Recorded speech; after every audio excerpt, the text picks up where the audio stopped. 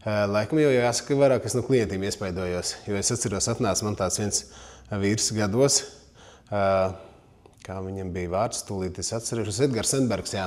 Viņi parunāja, es viņam palīdzu, visi mums baigi forši sanāk, viņi saka, ko tu vispār pa dzīvi dari?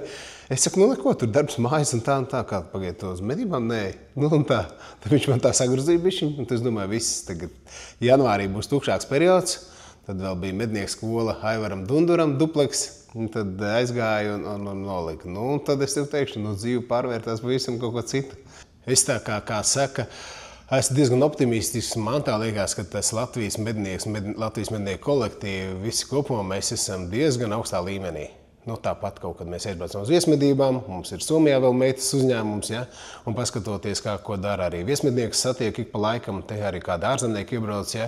Es teikšu, ka patiesībā mēs esam diezgan inovatīvi, atbildīgi, un mēs visu laiku ejam augšup. Ja?